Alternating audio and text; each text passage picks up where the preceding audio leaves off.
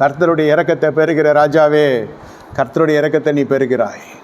அப்புறம் காத்து போயிட்டு இப்போது ஓர்னானினுடைய களத்தில் கர்த்தருக்குன்னு பலிபீடத்தை கட்டி தாவீதை நோக்கி, ராஜாவாகிய ஆண்டவனே, அதை வாங்கி கொண்டு உடைய பார்வைக்கு நலமானதுபடி செய்வாராக. சர்வங்க தகன பலிக்கு இதெல்லாம் தேவைப்படுது. அப்படியே செஞ்சு தேவ இரக்கத்தை பெற்று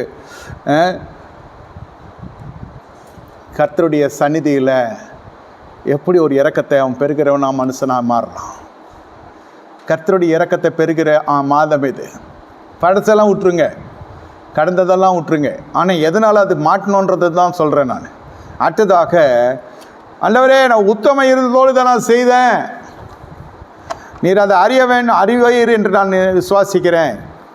ஆதியாகம புஸ்தகம் 20வது அதிகாரத்தில் இது தேவனை அறியாத ஒரு ராஜா. அவனுக்கு என்ன ஆயிடுச்சுன்னு தெரில. என்ன அவன் சொல்கிறான், ஆண்டவரே, நீதியூரில் ஜனங்களை அழிப்பீரோ என்ன? 20வது அதிகாரம் 4-5 வசனம் சொல்லுகிறது. நான் சுருக்கமாக சொல்கிறேன். உத்தம இதத்தோடு சுத்தமான கைகளோடு இதை செய்தேன் என்று சொன்னான். யார்? அபிமெலேக்கு. கூட்டு வந்து வச்சுருக்கிறது வேற ஒருத்த முன்னாடி.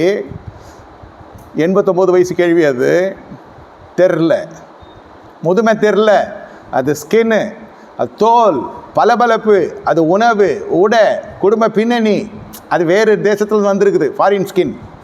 இதை பார்த்தோன்னே இவருக்கு எல்லாம் மதியமாக எங்கிடுது. ஏண்டா, ஒரு ஆணு ஒரு பெண்ணு ஒரு வீட்டில் இருக்கான், அண்ணன் தங்கச்சியாக இருந்தாலும் உலகம் என்ன சொல்லும்? ஹஸ்பண்ட் அண்ட் ஒய்ஃபு தான் நினைக்கும். ஒரு வயசுக்கு மேலே சொல்கிறேன். அவ்வளோ நெருக்கமாக, அவ்வளோ பறந்த மனப்பான்மையே என் பொம்பளை திருடனுக்கு. இவன் சொன்னானா சகோதரன்னு, ஆபிரகாம் சொன்னாராம் சகோதரின்னு. அதனால் இவர் அப்படியே இவர் மனைவியாக்கி அவரை மச்சானாக்கி பார்த்துட்டார். இவர் பேசுகிறதெல்லாம் பாருங்கள், எப்படி எல்லாம் நல்ல அழகாக லட்சணமாக பேசுறது.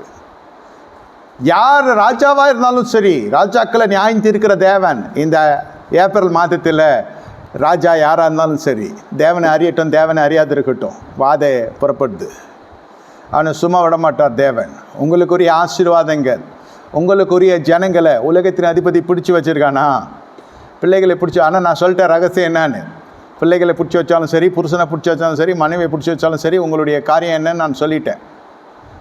என்ன? உங்கள் இருதயம் கலங்காது இருப்பதாக. ஆனால் ஒரு விஷயம், அறுந்து போன பட்டதை கர்த்தர் பிடிச்சி தரார்.